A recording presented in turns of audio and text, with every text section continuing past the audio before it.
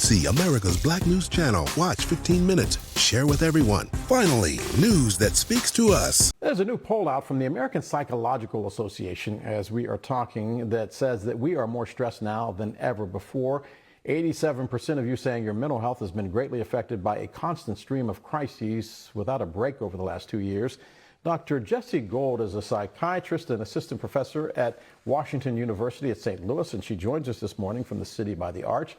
Dr. Gold, I made a list of back-to-back problems, back-to-back impeachments, the death of George Floyd, an insurrection, the Capitol complex surrounded by razor wire, and oh yeah, that pandemic that claimed the lives of 900,000 of our fellow Americans. I haven't seen this level of stress since the 60s when as a kid I watched the assassinations of Kennedy, King, and Kennedy. It's bad out there. Absolutely. I mean, that list is not even probably comprehensive, which is one of the hardest things to know. And as you know, a psychiatrist who sees patients, my patients are really struggling. And it's been that way really since the beginning of the pandemic and only compounded over time. And after this long, people are just exhausted and there's not much left in the fight and hope and things like that. I talked to a friend of mine who said that he was watching, one of the rom-coms. Not a usual person to get emotional.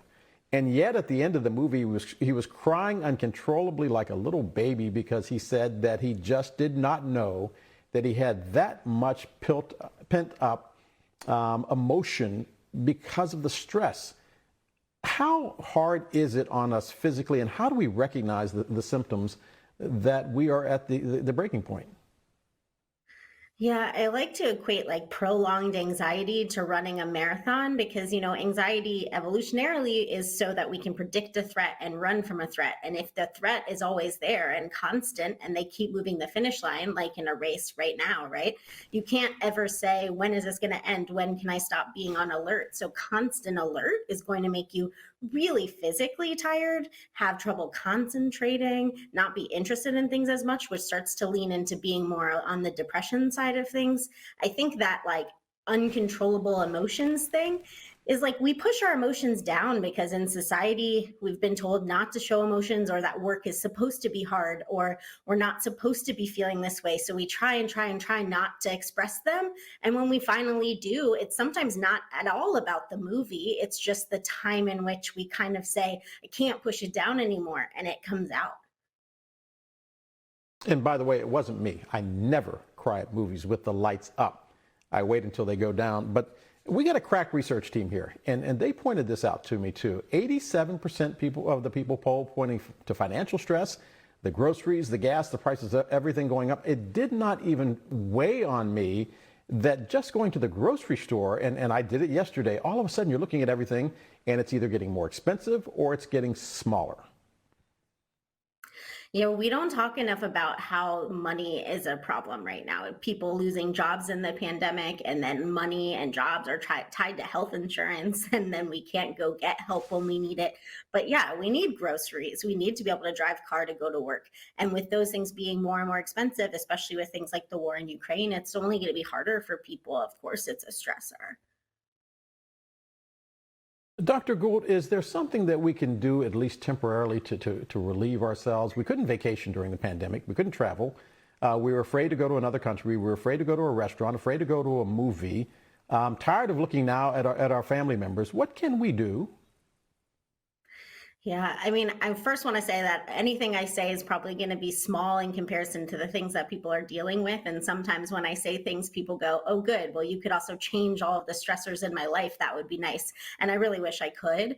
But in a lot of ways, when we use words like resilient, what we mean is there are so many stressors and those can change, but they will change over time and they won't change as quickly as you want them to. But to survive them and to keep going to work and keep going to school or the things that you need to do, you need to be able to cope. And coping, in my opinion, looks a lot like finding a hobby that you enjoy instead of forcing coping skills on yourself. So like, do you like to journal? Do you like to go for a walk outside? Do you have the ability to just like sit and watch a movie and relax and say that that's your time? Making time for yourself when it can feel kind of selfish almost to have time for yourself, but it's not at all, because you're a better mom, you're a better provider, you're a better caregiver, you're a better employee if you do take that time for yourself. So I think that's above all one of the most important things. Allowing ourselves to have feelings is also really important. It sounds cheesy, but it's kind of like, if we push them down, they only get worse and compound. But if we say, okay, I'm angry, okay, I'm sad, okay, I'm anxious, it allows ourselves to feel validated for having those emotions, not judging ourselves for having those emotions, not calling them good or bad emotions. They're just feelings, and we're allowed to have them because we're human and the world is hard. A reminder that the reason they called it the greatest generation before us was because of how much stress they had to go through. A Great Depression, World War I, World War II, all of the different things that they had to live through. Dr. Jessi Gold, we are living through them now. Perhaps they will say the same thing about us.